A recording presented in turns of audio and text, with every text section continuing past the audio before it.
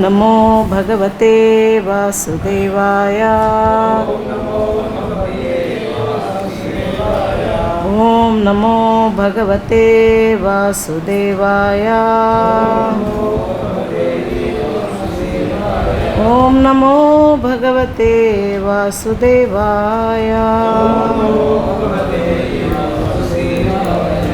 So reading from chapter 2 of Bhagavad-gītā, which is entitled Contents of the Gita Summarized. So today we are doing the last verse of this chapter. Esha brahmi sthitiḥ pārtha naināṁ prāpya vimuhyati sthitvāsyām anta-kālepi brahma-nirvāṇam ṛcchati. Esha, this brahmi, spiritual, sthitiḥ, situation, pārtha, a son of Pṛthā, na, never, enām, this, prāpya, achieving, vimuhyati, one is bewildered, sthitvā, being situated, asyām, in this, anta-kāle, at the end of life, api, also, brahma-nirvāṇam, the spiritual kingdom of God, ṛcchati, one attains. That is the way of the spiritual and godly life, after attaining which a man is not bewildered. If one is thus situated even at the hour of death, one can enter into the kingdom of God. Purport. Once again I'll read the translation. That is the way of the spiritual and godly life, after attaining... Okay, you can repeat. After attaining which a man is not bewildered. If one is thus situated even at the hour of death, one can enter into the kingdom of God. Purport. One can attain Krishna consciousness or divine life at once, within a second, or one may not attain such a state of life even after millions of births. It is only a matter of understanding and accepting the fact. Khaṭvāṅga Mahārāja attained the state of life just a few minutes before his death by surrendering unto Krishna. Nirvāṇa means ending the process of materialistic life. According to Buddhist philosophy, there is only void after the completion of this material life. But Bhagavad-gītā teaches differently. Actual life begins after the completion of this material life. For the gross materialist, it is sufficient to know that one has to end this materialistic way of life. But for persons who are spiritually advanced, there is another life after this materialistic life. Before ending this life, if one fortunately becomes Krishna conscious, he at once attains the stage of brahma-nirvāṇa. There is no difference between the kingdom of God and the devotional service of the Lord, since both of them are on the absolute plane. To be engaged in the transcendental loving service of the Lord is to have attained the spiritual kingdom. In the material world there are activities of sense gratification, whereas in the spiritual world there are activities of Krishna consciousness. Attainment of Krishna consciousness even during this life is immediate attainment of Brahman. And one who is situated in Krishna consciousness has certainly already entered into the kingdom of God. Brahman is just the opposite of matter. Therefore, brahma-sthitiḥ means not on the platform of material activities. Devotional service of the Lord is accepted in the Bhagavad-gītā as the liberated stage. Sagunām samatityaitān brahma-bhūyāya kalpate. Therefore, brahma-sthitiḥ is liberation from material bondage. Srila Bhaktivinoda Thakura has summarized the second chapter of the Bhagavad-gītā as being the contents for the whole text. In the Bhagavad-gītā, the subject matters are Karma Yoga, Jnana Yoga and Bhakti Yoga.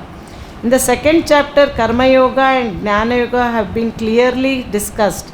and a glimpse of Bhakti Yoga has also been given as the contents for the complete text.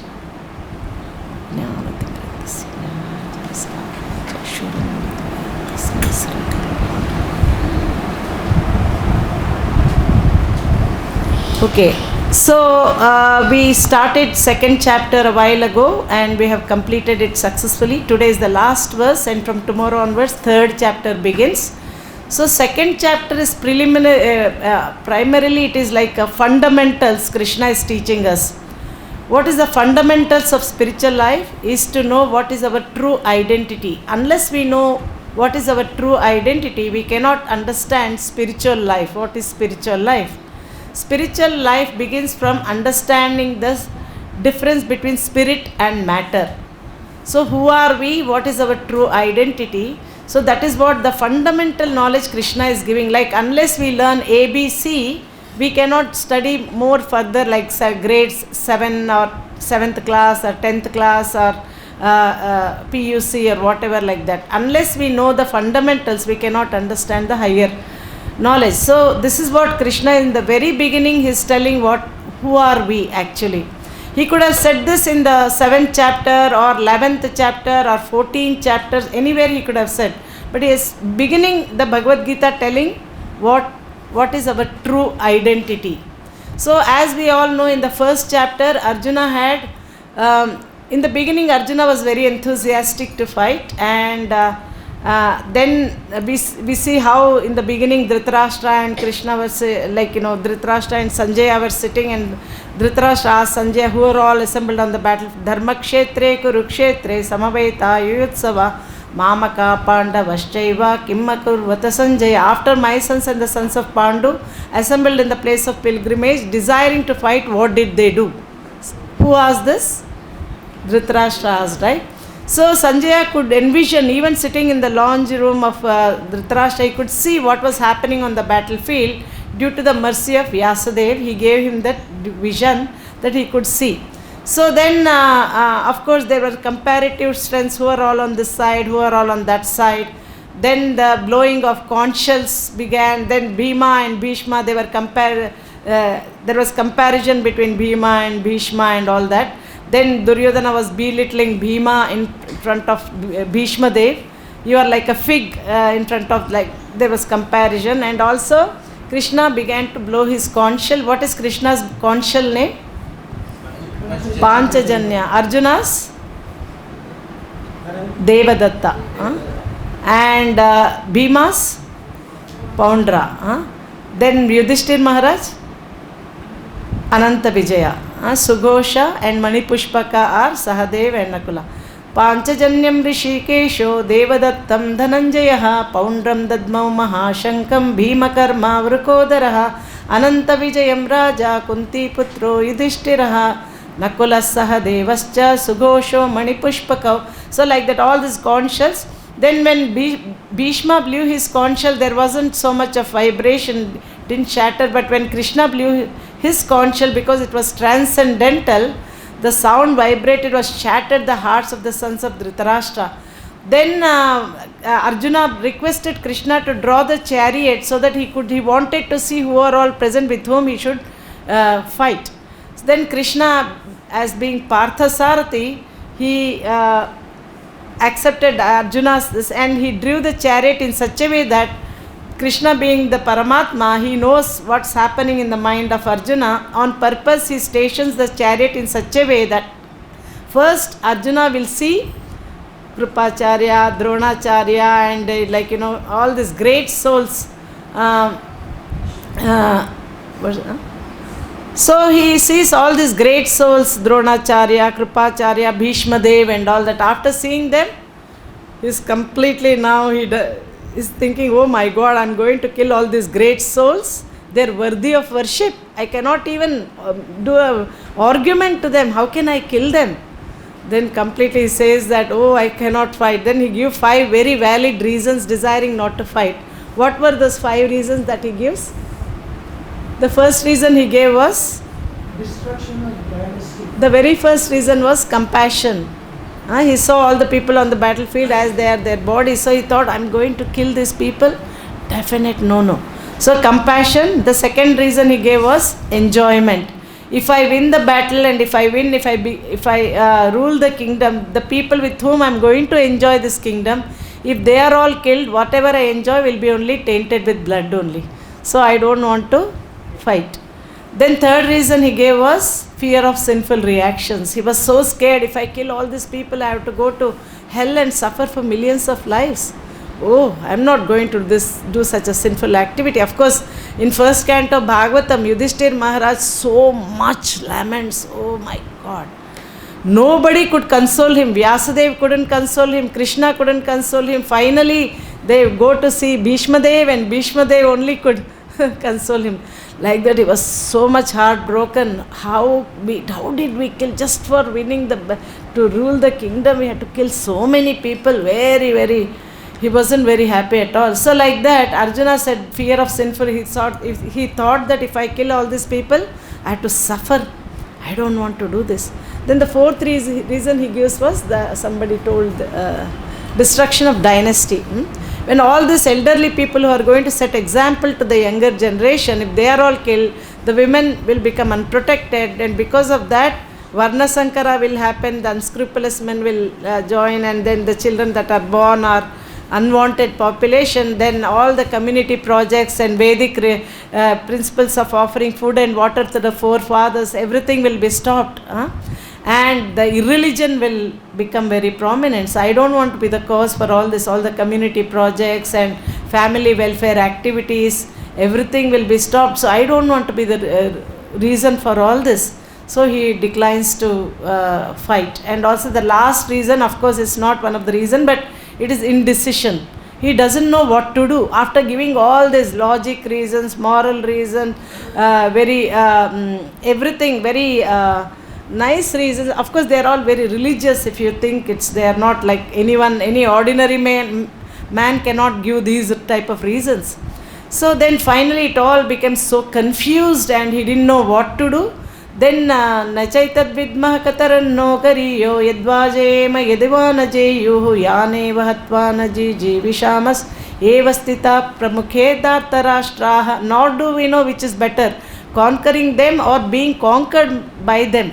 If we kill the sons of Pandu, we should not care to live, yet they are now standing before me on the battlefield. So I do not know what to do, what I should be doing. So it completely confused. So all these material activities, they are full of perplexities at every stage. So he didn't know what to do at that stage. What does he do? He surrenders to Krishna. Karpanya doshopahata svabhavaha pruchhami tvam dharma sammudha-chetaha yakshreyasyam nishchitam bruhitan me shishyasteham shadimam tvam prapannam. Now I am confused about my duty and have lost all composure due to miserly weakness. In this condition, I am asking you to tell me for certain what is best for me. Now I am your disciple and a soul surrendered unto you. Please instruct me. Who said this? To whom did he tell? To Krishna. So far they were like friendship.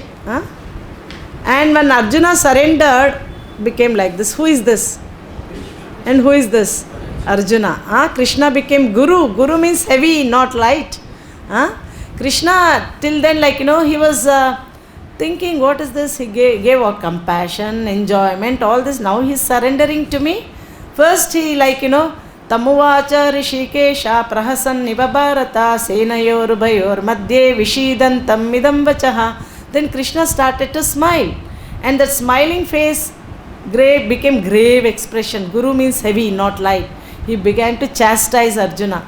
So how did he begin? When we go to school, what do we learn first? A, B, C, D, E, F, G, H, I, J, K, L, M, N, O, P. So Krishna began, Sri Bhagavan Uvacha Ashocyanan Vashochastvam Prajnavadamscha Bhashase Gatasanna Gatasanscha Nanushocanti Pandita. A, it started with A, B, C, D, right? A, Ashocyanan Vashoch. While speaking learned words, you are mourning for what is not worthy of grief. What is that is not worthy of grief? the material body. What is not worthy of greed? Those who are wise lament neither for the living nor for the dead. Then Krishna began to counter the very first argument of Arjuna, which was that compassion. What is that compassion? He saw all the people and he thought they are their material bodies. So that is what was an obstacle for him to perform his Kshatriya duty. He didn't want to fight.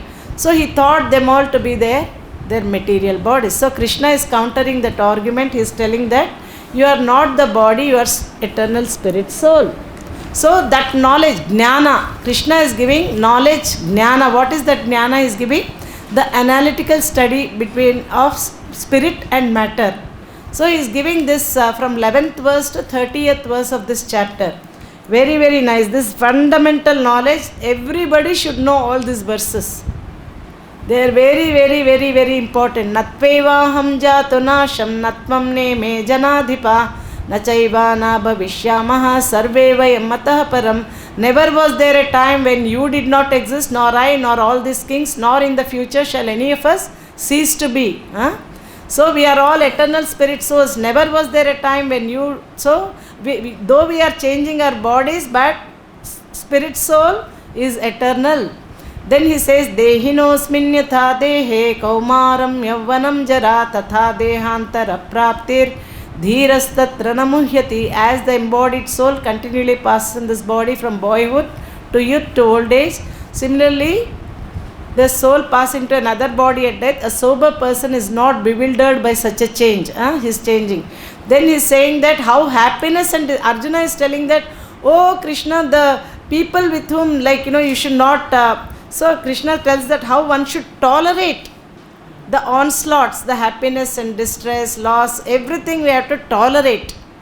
Because to come to the platform of knowledge, one has to learn to tolerate this onslaughts. What is that? Matra sparshastu kaunteya sitoshna sukha dukkha daha agamapaino nityas tam sthitikshasva bharata. Arjuna is telling the people with whom I am going to kill, they are like, I am very close to them, I am attached to them. I am attached in this body, they are having this body, in this body I am attached to them. Then Krishna tells the non-permanent appearance of happiness and distress and their disappearance in due course are like the appearance and disappearance of winter and summer seasons. O sign of Bharata, and one must learn to tolerate them without being disturbed. So you have to learn to tolerate that. Because then he says that Yamhinavyate yante te purusham purushar-sabha samadukka sukham dhiram somrutatvaya kalpate. So we have to be equipoised, we should not be disturbed. Then of course Krishna tells very nice verses. Najayate mriyate va kadachin nayam bhutva bhavitama nabhuyaha ajo nityah shashvato yam purano nahanyate hanyamane sharire. For the soul there is neither birth nor death at any time. He has not come into being, does not come into being, and will not come into being. He is unborn, eternal, ever existing and primeval. He is not slain when the body is slain. Then he tells about the body. Vasam shiji. How we, like this sari, if it becomes old, if I throw this and wear a new sari, do I cry? No, I think this has become old, I have to give it up. Similarly, Krishna is telling, Vasam shijirnani yatha vihaya navani grahnati naroparani tatha sharirani vihaya jirnani anyani samyati navani dehi. As a person puts on new garments, giving up the old ones, similarly, soul accepts the new material bodies, giving up the old and useless ones. Then what is the soul? Naināṁ chindanti shastrani, naināṁ dahati pavakaha, nachainam kledayantyapo, nashoshayati marutaha. The soul can never be cut to pieces by any weapon, nor burned by fire, nor moistened by water, nor withered by the wind. Body can be cut to pieces by weapon, burned by fire, moistened by water, withered by the wind. Whereas soul can never be cut to pieces by any weapon. Even the most advanced microscope also cannot see that soul. It is so tiny, microscopic, but how amazing it is. Then Krishna says that one who has taken his birth is sure to jatasya hi dhruvo mrityur Dhruvam janma mritasya cha tasmada pariharyerthe natvam shochitamarhasi. One who has taken his birth is sure to die. Whether human form or elephant or dog or cat or mosquito or ant, whichever body we take, we have to leave. Whichever material body we accept, there is definite of death, and after death, definiteness of taking birth again. So one who has taken his birth is sure to die, and after death, one is sure to take birth again. Therefore, in the unavoidable discharge of your duty, you should not lament. Who is telling this? Krishna is telling to Arjuna. So, and the material body undergoes 6 types of changes. What is that? It first takes birth from the womb of the mother. It stays for some time. Then it grows for some time. Then it reproduces. It dwindles and vanishes. The body undergoes this 6 types of changes. And what do they talk about? The seers of truth, what do they tell about this material body and spirit soul? Nasato vidyate bhavo, na bhavo vidyate sataha, ubhayorapi drushtvantas, tvanayos tattvadarshibhihi. Those who are seers of truth have concluded of the non-existent, the material body, there is no endurance. And of the eternal, the soul, there is no change. This they have concluded by studying the nature of both. The seers of truth, they have concluded what? That there is no endurance to the material body. Any minute it can finish. Now or next minute or in about 5 years or in 10 years, the body is going to finish. Whereas the spirit soul, there is no change. This they have concluded by studying the nature of both. Then he says, Ascharyavat pashyati kaschidenam, 2.29. Krishna says, Ascharyavat pashyati kaschidenam, Ascharyavat vadati tathaiva chanyaha, Ascharyavat chainam anyashrunoti, shrutvāpyenam vedana chaiva kaschit. Some look upon the soul as amazing, some describe him as amazing, some hear of him as amazing, while others, even after hearing about him, cannot understand him at all. The soul, that is, if I pull one hair from my head and take a tip of that hair and divide it into 100 parts, and take one part out of that 100 and further make 100 parts, take one part, that is the size of the soul. And look how amazing it is. It builds skyscrapers. Krishna says in Gita, I am the ability in man. Rasohamapsa kaunteya prabhashmi shashisuryayoho pranavah sarva vedeshu shabdakhe paurushandrishu. I am the ability in man. So that's so, like we see this huge aircraft, the most advanced out of all the material advancement is this aircraft, right? We see this huge aircraft flying in the air. Is it flying on its own? No. The material energy has to come in contact with spiritual energy for it to function. So everybody says, oh, this plane is all automatic. If it is all automatic, why can't it fly without any pilot or nobody there in the cockpit there? Why can't it fly? It's all automatic, right? But still, the matter has to come in contact with spirit. That pilot is sitting in there and he's got that spirit soul within him. That is why the body is being conscious and he is touching those buttons. The spirit, the matter on its own cannot function. It has come in contact with spirit. We don't see the life comes from life.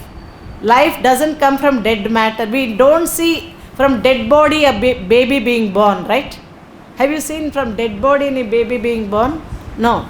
From the life is coming from life. So like that, the matter has to come in contact with spirit for it to function. So like that, the spirit soul is so important. No university in the entire world teaches about the science of the soul. So many departments are there, physics, chemistry, this, that, psychology. But nowhere in the entire universe there is a university which teaches about the science of the soul. Everything is materialistic, Jada Vidya, like Ishopanishad also says like that, Everything is all materialistic education. So, Bhakti Siddhanta Saraswati's Bhakti Vinod. They said that even if you burn all the books in all the universities, there is no loss. If there is Bhagavad-gītā, Bhagavatam, that is enough, Everywhere it's all material education everywhere. There's nothing big about it. So who is going to study to the college with great interest? They're just going because they have to study to get a degree. That's all, right? Otherwise there's no real impetus to go to college and study. And then they have to get a job and they have to start earning money. That is the whole idea of going to study this material education. So, but this is the real education. Krishna says, Raja Vidya Raja Guhyam Pavitram Idamuttamam Pratyaksha-vagamam Dharmyam Susukam Kartumavyayam. This knowledge is the king of education, the most secret of all secrets. And it is the purest knowledge, and it can be, and it's when we perform this devotional service, it is joyfully performed, not moroseness like that. So this is the real king of education, Krishna is telling. So this is the education we should be very much well acquainted with. So anyway, coming back to this, so Krishna gave the knowledge in Jnana in the section 2 of the second chapter, 11th verse to 30th verse. Then Krishna in this next section, which is 31 to 38, Krishna is actually talking karma kanda. Krishna is telling more like a fruitive way. He's encouraging Arjuna to fight. He's saying that if you fight and win the battle, you will rule the kingdom. And if you fight and if you die, you will go to heaven. But if you don't fight, you will get infamy and you will get sin. Because Kshatriya duty is to fight. Very nicely Krishna says in 18th chapter, Shauryam tejo dhriti dakshyam middhe chapya palayanam dhanam ishvara bhavascha kshatram karma svabhavajam. Heroism, courage in battle, generosity, and all these things are natural work for the Kshatriyas. So main duty for Arjuna was to fight, not to refrain from fighting. So Krishna says in that section that Idrichaya chopapannam swargadvaram apavrutam sukhina kshatriya pārtha labante yuddhamidrisham. Very nicely Krishna is telling here that swadharmamapi chaveksha navikam putimarhasi dharmadi yuddha kshreyonyat kshatriyasya navidyate.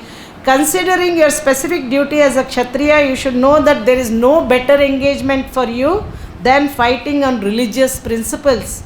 And so there is no need for hesitation. So Krishna is telling here, considering your specific duty as a Kshatriya, you should know that there is no better engagement for you than fighting on religious principles. Krishna is telling him to fight.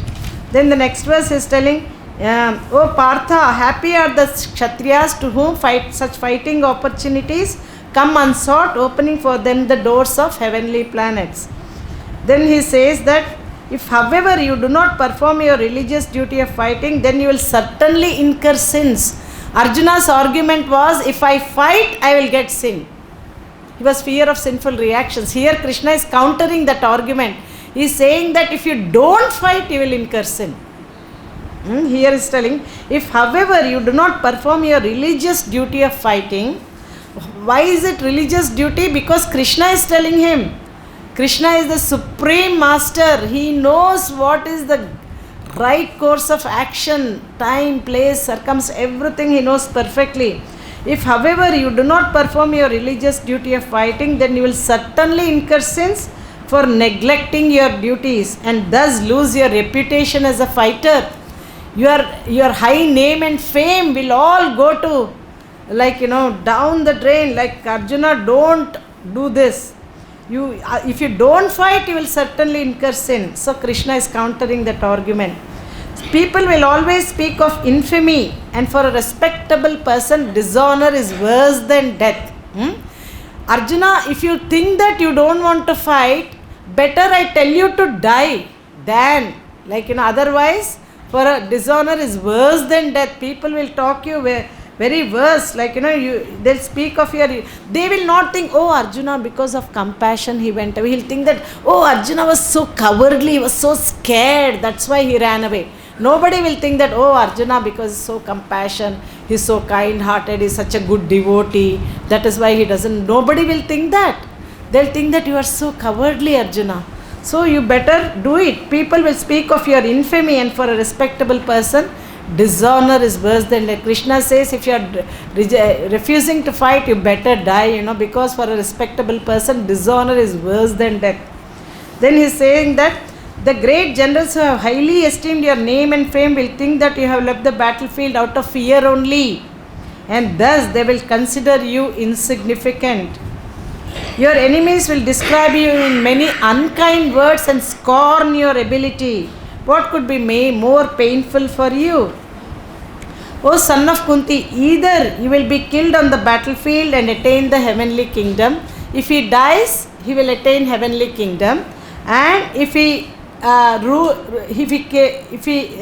wins, then he will rule the kingdom. He will conquer and enjoy the earthly kingdom. Therefore, get up with determination and fight. Do the fight for the sake of fight. Now, from here onwards, Krishna is talking Nishkama Karma Yoga. So, in the second section, in the first section, Arjuna's doubts continue and he surrenders to Krishna. That is 1 to 10 verse. Then from 11 to 30, Krishna gave knowledge. What knowledge did he give? Jnana. What jnana did he give? Analytical study between the spirit and difference between the spirit and matter. You are not the body, you are the eternal spirit soul. The body can never be saved, the soul can never be killed.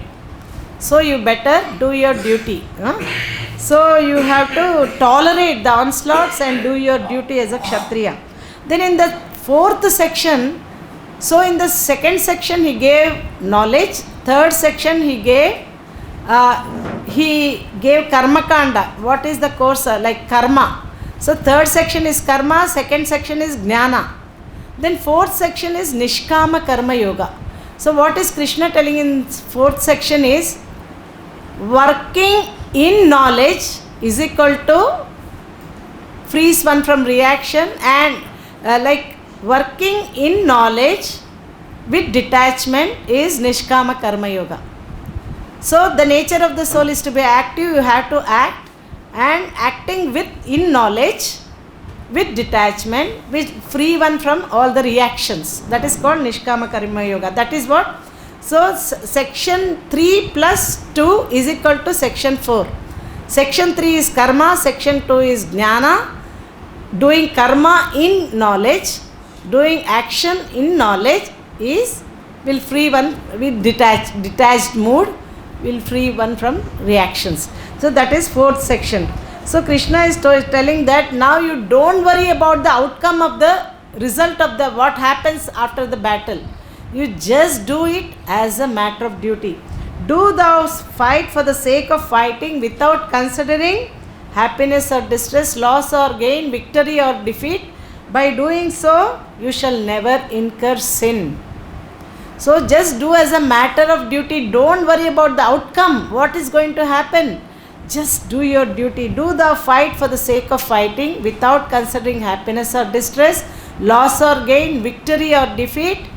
Then you shall never incur sin. Then Krishna is telling in 39th verse, thus far I have described this knowledge to you through analytical study. Now listen as I explain it in terms of working without fruitive results. So the main root cause of our transmigration into different bodies is because we are attached to our fruits. So Krishna is telling, now he is telling how to act in knowledge with detachment that will free us from all reactions. Thus far I have described this knowledge to you through analytical study. Now listen as I explain it in terms of working without fruitive results. O son of Pṛthā, when you act in such knowledge, you will free yourself from the bondage of works. So Krishna is telling here, what is causing us bondage in this material world? Getting attached to the fruits of our work. So when we detach from the fruits, Nishkama Karma Yoga, then that is the proper action Krishna is recommending here. So he is telling, Neha Vikrama Nashosti Pratyavayo na vidyate Svalpamapyasya Dharmasya Trayate Mahato Bhayat. In this endeavor, there is no loss or diminution. Even a little advancement on this path can protect from the most dangerous type of fear. What is that? Bhakti is so glorious. even swalpam apyas, a little bit of bhakti you do also, what it's going to do? Whatever advancement we make is eternal. It is never be lost, it will never be, like for example in material activity, if I start something, I have to finish that, otherwise it is useless. But in bhakti, whatever we begin, even if you have not finished, it still is eternal. Like for example, if I accumulate $80 million, and then if I die, next birth, if I go to my bank and ask for that money, what will they do? Hey, who are you? Are you crazy? They'll kick me out. But if I use all my life to do 80% of devotional service, then next life, if I die, then next life I will be born and I will begin, all that 80 is intact and I will begin from 81. So this is where our energy we put in devotional service is eternal. Whatever we do, devotional service is eternal. But everything material is temporary. So this is eternal. And also not only that, it protects us from the most dangerous type of fear. What is that most dangerous type of fear? Of course, death is there. What is that? It protects us from the most dangerous type of fear. Falling in the lower species of life. Like if I give the same lecture in a zoo, will the animals be able to understand? No. Only human form of life we can understand Bhagavad-gītā, Bhagavatam, we can chant the holy name, we can understand what is religion, dharma, everything. But animals, they cannot. So at least we will retain our human form of life. That is the greatest benefit of bhakti. Even little swalpam, Krishna is telling swalpam apyasya dharmasya trayate mahatu. See, Ajamila. In the beginning he did devotion. At some point in time, somehow he fell down and he got attracted to this prostitute. And later, because he had that sukruti of doing the devotion in the beginning, that made him name his last child Narayana, and that protected him. So how bhakti is so powerful.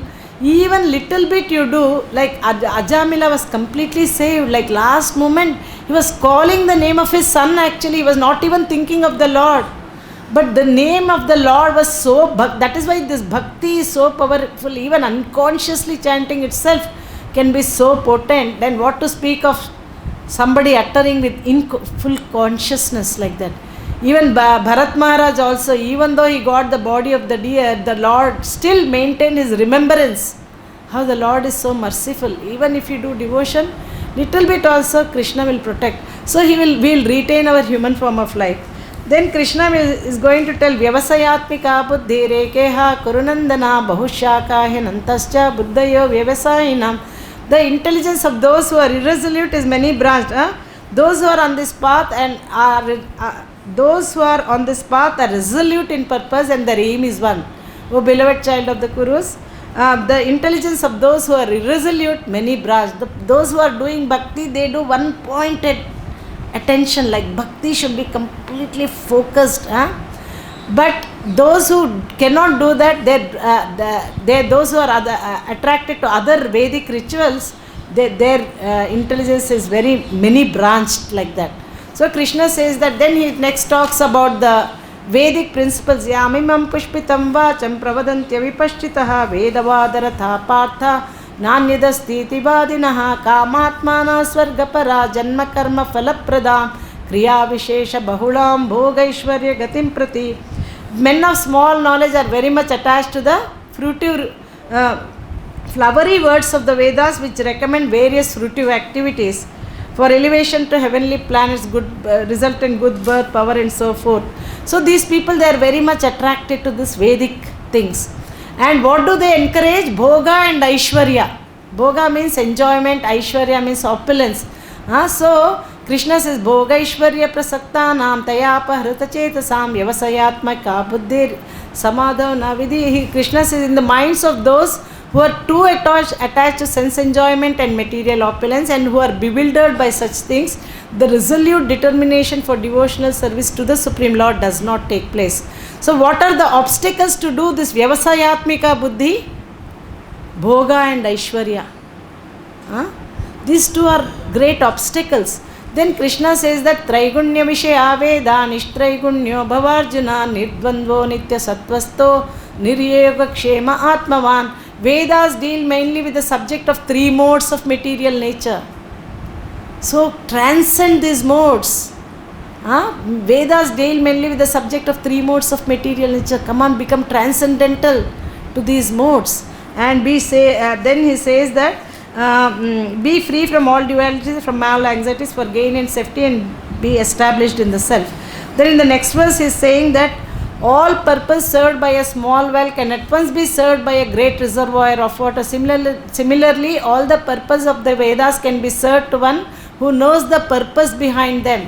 What is the purpose of the Vedas? Vedaishcha sarver ahameva vidyo sarvasya chaham hridi sannivishto mattah smritir jnanam apohanam cha vedaishcha sarver ahameva vidyo Vedantakrit Veda Videvachaham. I am seated in everyone's heart. From me comes remembrance, knowledge and forgetfulness. By all the Vedas, I am to be known. Indeed, I am the compiler of Vedanta and the knower of the Vedas. So Krishna is telling, by all the Vedas, I am to be known.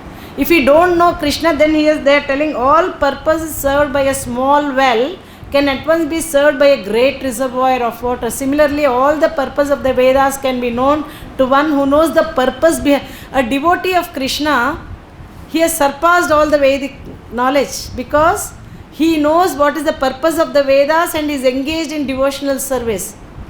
So then he knows the purpose of the Vedas. Vedaischa sarveraha.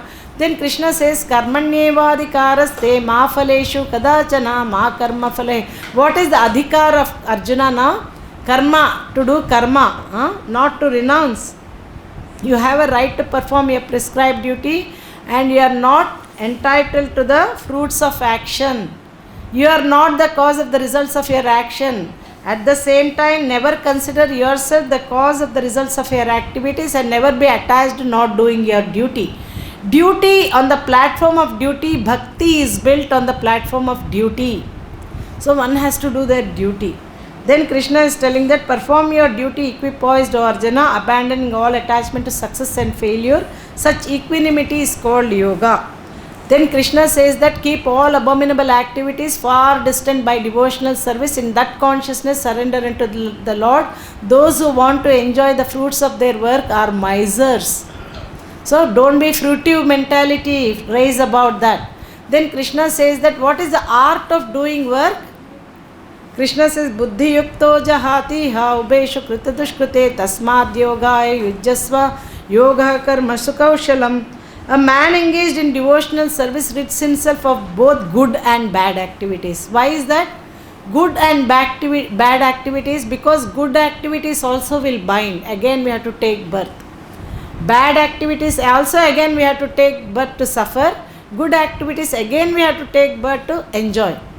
But Krishna consciousness, devotional service is transcendental and it is akarma.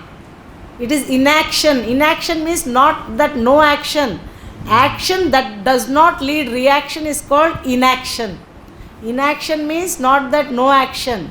Action that does not lead reaction is called inaction. So this buddhi, a man engaged in devotional service rids himself of both good and bad activities, bad reactions even in this life. Therefore strive for yoga, which is the art of doing work. This is very intelligent way of doing things. What is that art of doing work?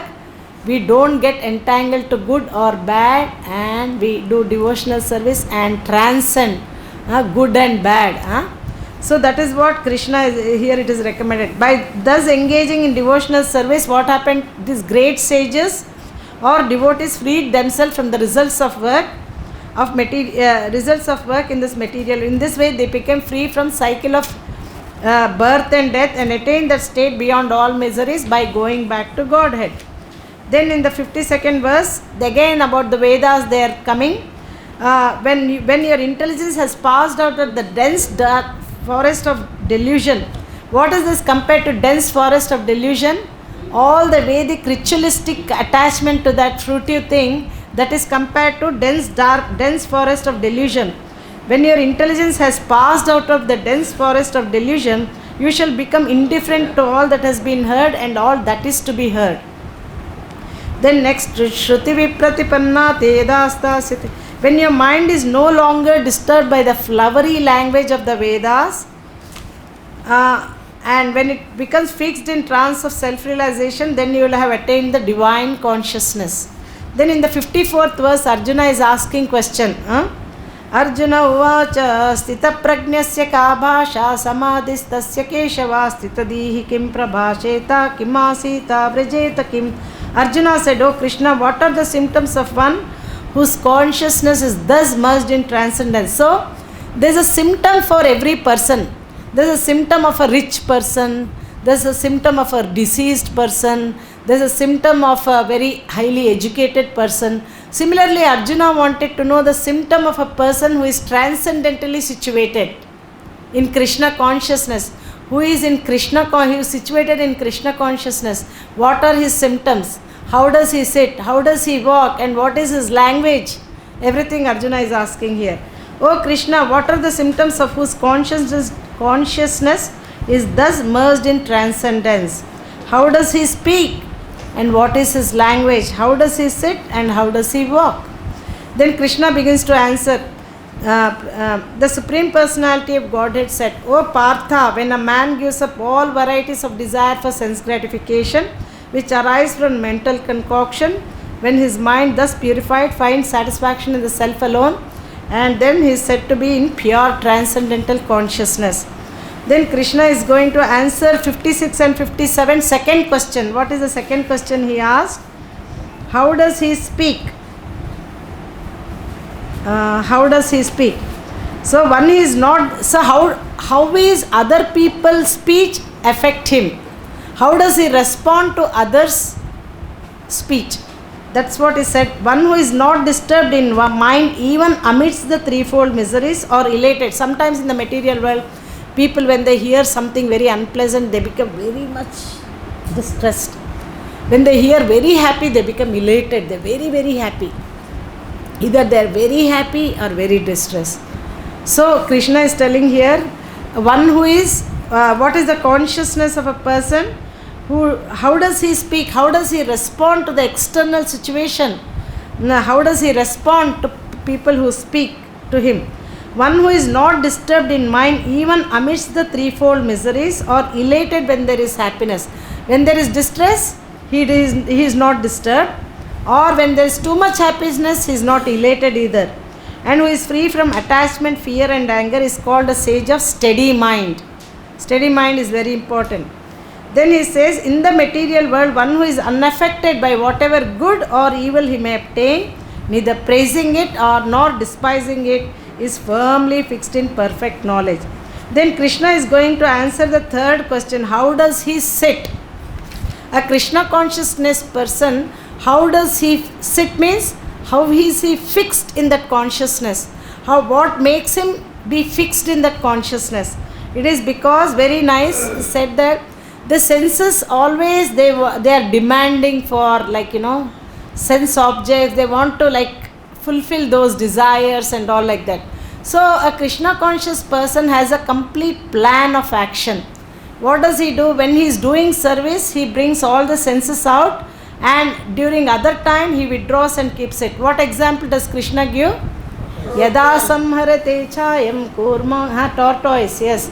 Yada samharate chayam kurmongani vasarvashaha indriyan indriyatebhyas tasya prajna pratishtita. One who is able to withdraw his senses from sense objects, as the tortoise draws its limbs within the shell, is firmly fixed in perfect consciousness.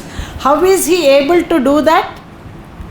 Very important verse. Vishaya vinivartante niraharasya dehinaha rasavarjam rasopyasya param drishtva nivartate. Very important verse. See, in the last 30 verses or so, Krishna is telling that controlling the senses is very, very important. Otherwise, we cannot achieve success in yoga. So, Krishna is about 30 verses, last 30 verses, Krishna is pretty much focusing on how one should control their senses. How is that possible? How is that possible? This one verse answers that question. Vishaya vinivartante niraharasya dehinaha rasavarjam rasopyasya param drishtva nivartate. Though the embodied soul may be restricted from sense enjoyment, the taste for sense objects remains, but ceasing such engagements by experiencing a higher taste. When we do devotional service to Krishna, the higher taste that we get is so much superior to this the material, very dead enjoyment. So much superior that we can automatically give up this lower taste. Otherwise it is impossible. Shravanam, Kirtanam, Vishnu, Smaranam, Pada Sevanam, Archanam, Vandanam, Dasyam, Sakyam, Atmanivedan. When we hear about Krishna, we get so much bliss, so much knowledge. Satam prasangam mamavirya samvido bhavanti hritkarna rasayana katha tajjoshana dashu apavarga vartmani shraddharatir bhaktir anukramishyati. Constant hearing of Krishna. The ear holes are meant to fill with Krishna katha. When we hear the higher taste, the higher knowledge, the bliss that is coming from the soul, yayatma suprasidati, that is much higher quality. So by experiencing a higher taste, one can give up lower. Otherwise there is no way. How we all became Krishna conscious? By acting, by performing devotional service that has given so much bliss. That is not a material bliss, that is coming from the soul, yayatma, that is the real bliss we are hankering for. Then we are thinking, oh, this pale dead matter we want to give up, So that is the main answer to all these 30 verses which are focusing on controlling the senses. How one is able to do? By experiencing a higher taste. Otherwise it's impossible. Then Krishna says in 61st verse, Matpara, devotee.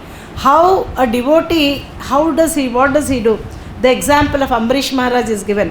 One who restrains his senses, keeping them under full control, and fixes his consciousness upon me is known as a man of steady intelligence. Matpara devotee, like Ambarish Maharaj, Savai Manah Krishna Padara Vindayor, how he engaged all the senses in the service of the master of the senses. For every anga of bhakti there is an example, like Shravanam, who is the example? Parikshit Maharaj. Kirtanam, Sukadev Goswami. Then Vishnu Smaranam, example? Prahlad Maharaj. Then Pada Sevanam, Lakshmi Devi. Archanam, Pṛthā Maharaj. Vandanam, Akrura. Dasyam, Hanuman. Sakyam, Arjuna. Atmanivedanam, Bali Maharaj. So all this one devotee did. Who is that? Ambarish Maharaj. See? So great devotee he is. 9th canto, 4th chapter, all about Ambarish Maharaj. 5th chapter also, of course, Durvasa Muni running all over the universe. So all that. So Matpara devotee, Ambarish Maharaj, one who restrains his senses, keeping them under full control and fixes his consciousness upon me, is known as a man of steady intelligence. Then Krishna says, 62, and Krishna is telling to Arjuna the danger of his mentality of renouncing his duty and going to forest. What is the danger? Dhyayato vishayan pumsha sangasteshu pajayate sangat sanjayate kamaha kamat krodho vijayate krodhat bhavati sammoha sammoha smriti vibramaha smriti bramshat buddhinasho buddhinashat pranashyati. While contemplating the objects of senses, a person develops attachment for them. From such attachment, lust develops. From lust, anger arises. From anger, complete delusion arises.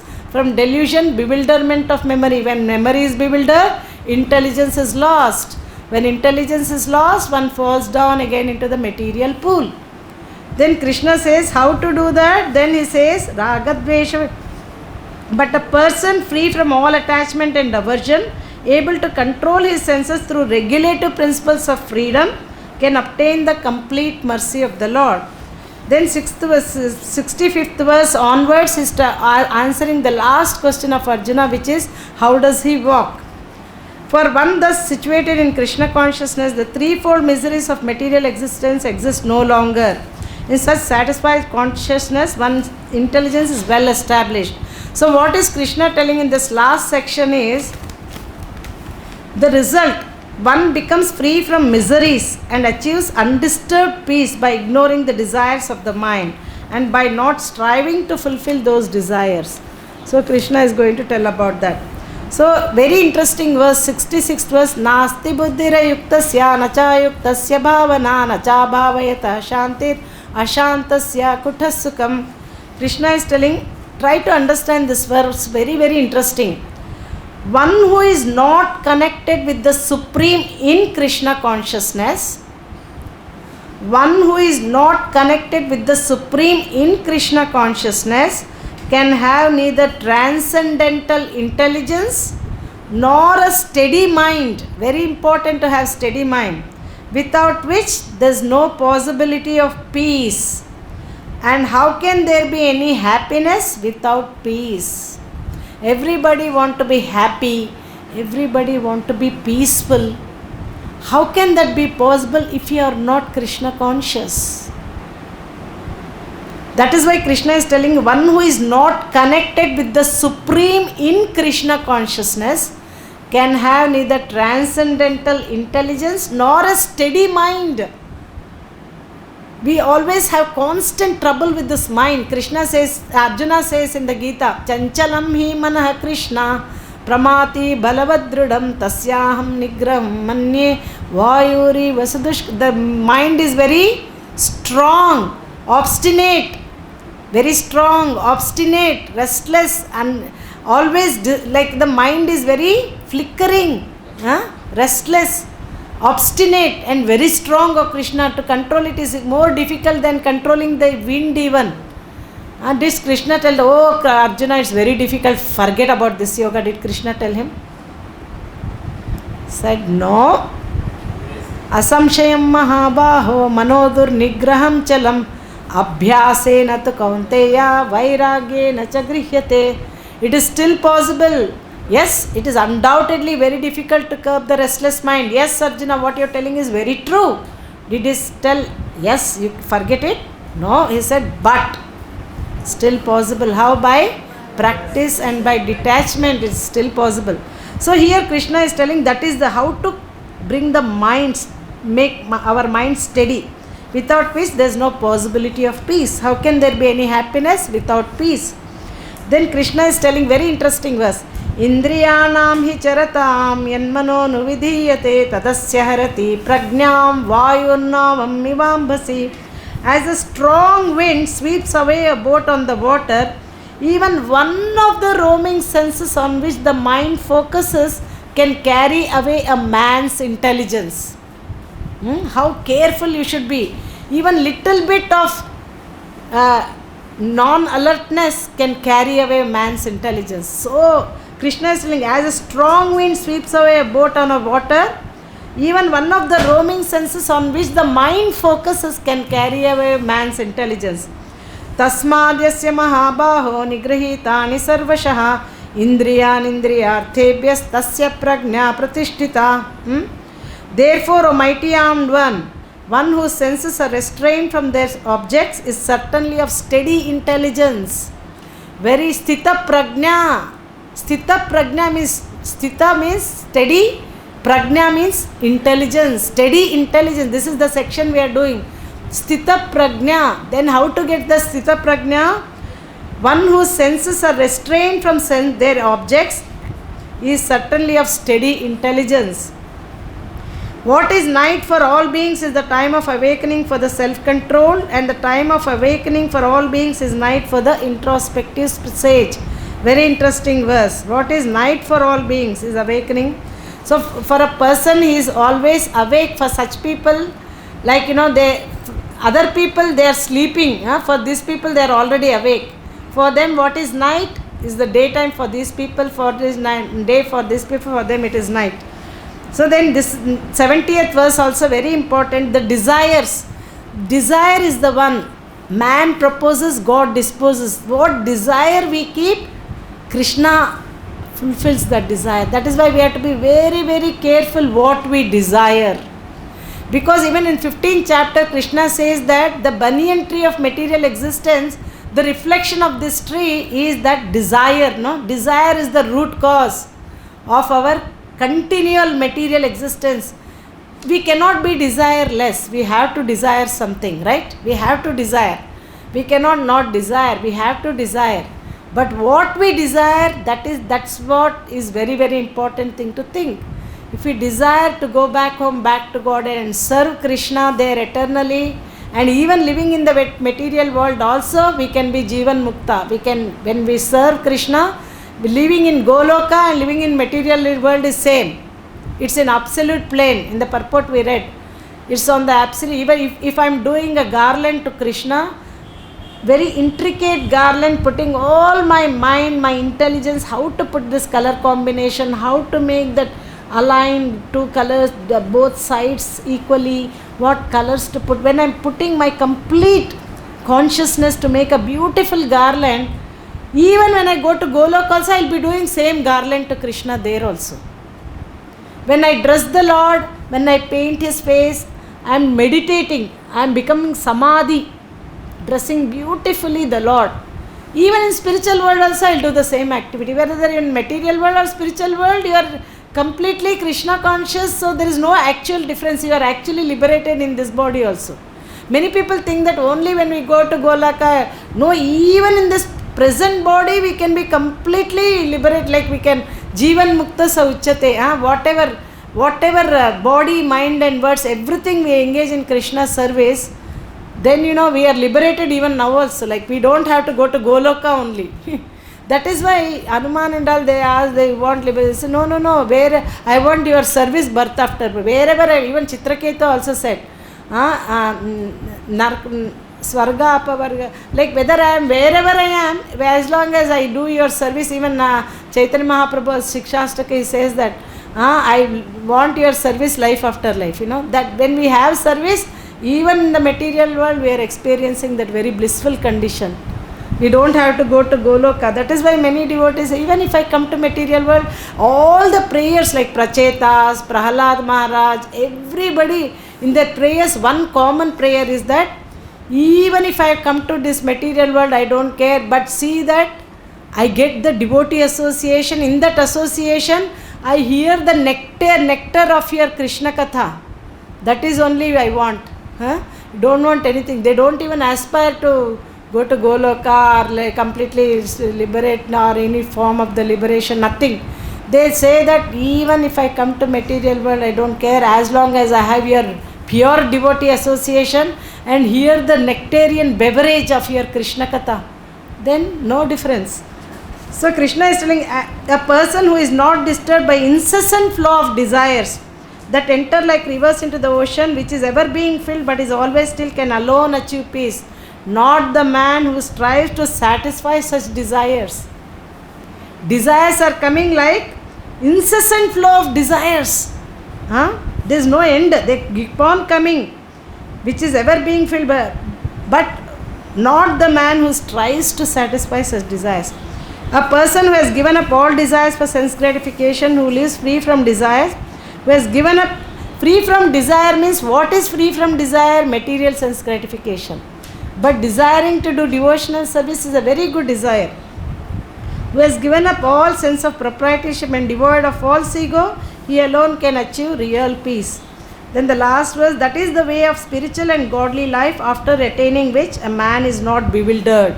If one is thus situated, even at the hour of death, one can enter into the kingdom of God. Very, very important. Here it is said in the last part of the purport that whether you are here, wherever, there is no difference between kingdom of God and devotional service of the Lord. Since both of them are on absolute plane, to be engaged in transcendental living service of the Lord is to have attained spiritual kingdom. In the material world, there are activities of sense gratification. Atmendriya priti ichha tare bali kam. Like, to satisfy our own sense gratification is called kama. To satisfy Krishna's transcendental senses is called prema. Krishnendriya priti ichha dare prema nama. If we satisfy our own desire, sense gratification senses, then we are called kama. That same thing we satisfy Krishna's senses, that is called prema. We have to just convert it. So that is the spiritual and godly life. At the end of life, if we are situated in that Brahma sthiti, then we go back to Godhead and serve Krishna eternally there, very, very blissfully. We don't have to come here. So that is why when we do devotional service, we are we are already like in liberated condition only. There is no difference. As long as we completely concentrate, we meditate. Every service is a meditation. If I am doing a garland, that is meditation. If I am doing jewelry, that is also meditation. Anything that we do devotional service is to be completely absorbed in that. Then we don't even feel that material pangs. We don't even feel that material miseries. Very, very transcendental situation. So we all have to desire to go back to Godhead and serve Krishna eternally there. Or even Krishna desires to send us here, we can preach. Like there's so many people who need this knowledge. Krishna says that there is no devotee more dear to me than he who gives this knowledge to others. So many people are suffering, right? They need this knowledge. So everybody can become, Chaitanya Mahaprabhu also says in Chaitanya Charitamrita that there's so many fruits, how can I distribute all by myself? Everybody have to take to this preaching, preaching to the world. Then, we show compassion to this suffering souls. That is why if the life is there, then we have to preach. Very important. If somebody showed us compassion, so we got this Krishna conscious, right? Today we became devotee because somebody showed us our way. Now our duty to help others.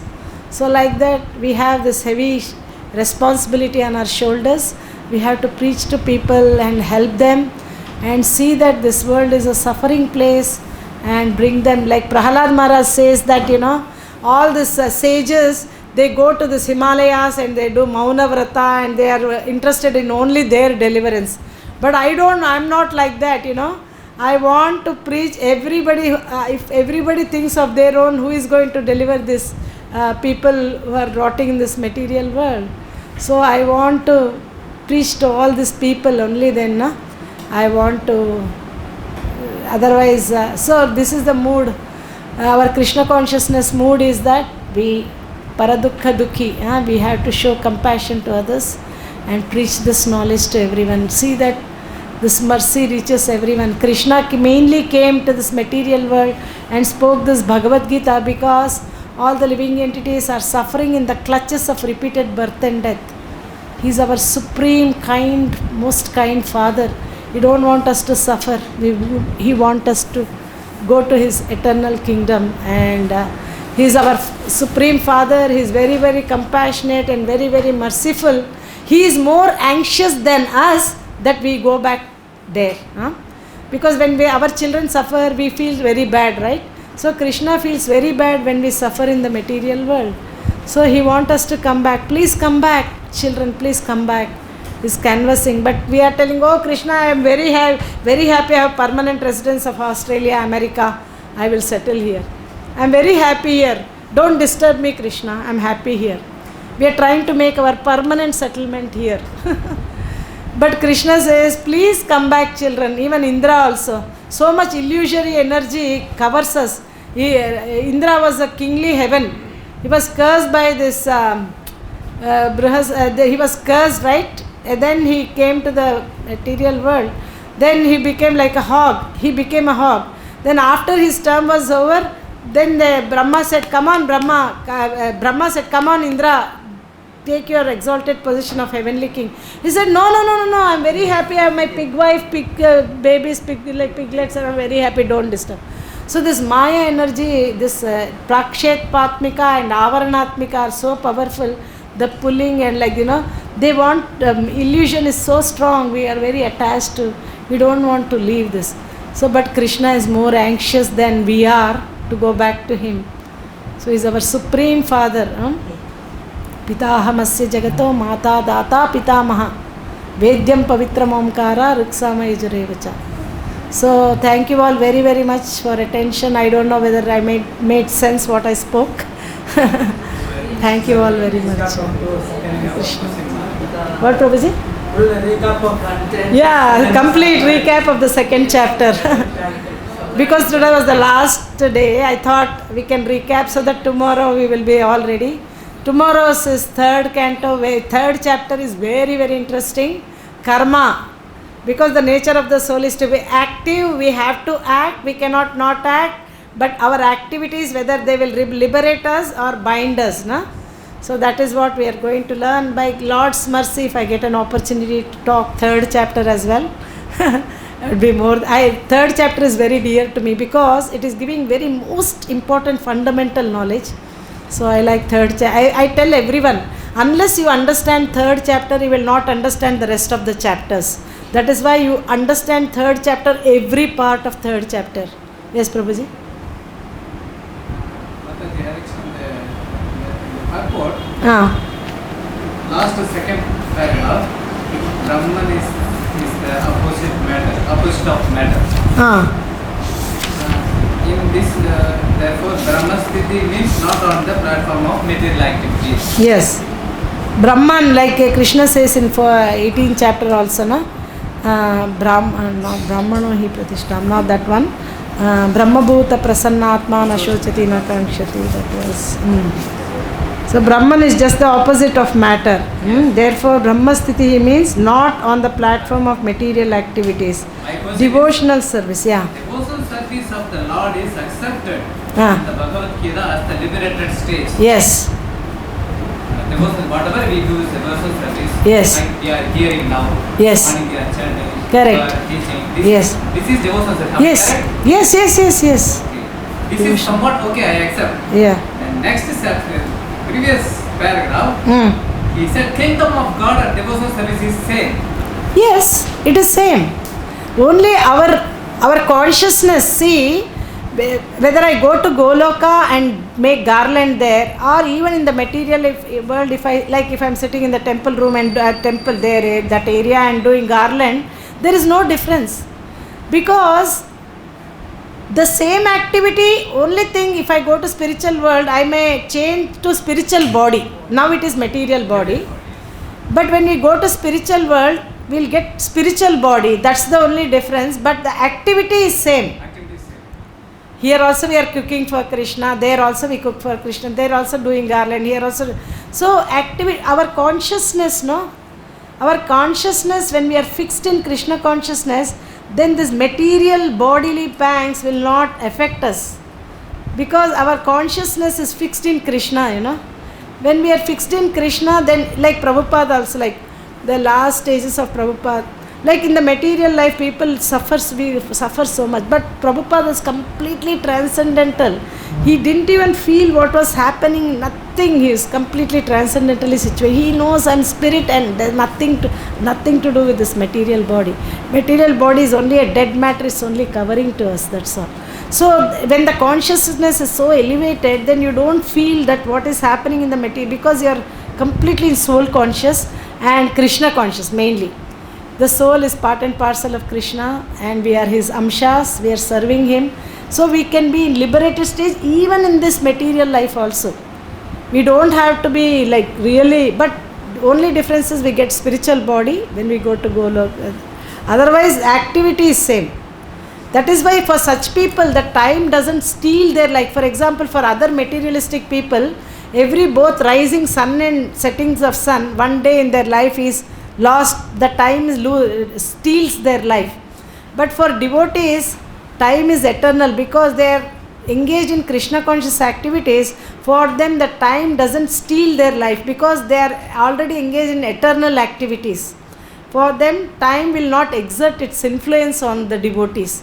Whereas for other people, time will devour their both setting and rising and setting of sun. One day in their life is going to closer to death, like that. So that's why devotional service is wonderful. When we are absorbed in devotional service, we don't worry about anything, because completely we are thinking of Krishna. Our consciousness is fixed on Krishna and serving him, pleasing him. That is only our motive, no other. Like especially in Melbourne temple, when I used to go to altar and dress the Lord, I don't think of anything else there. Only devotion and just concentrating on the Lord. Very blissful devotional service. Do and come back. Very nice. So this is, we are already experiencing in this body only. We don't have to, our body, mind and words all fixed on Krishna. Then very, very blissful situation. Thank you all very much. Hare Krishna.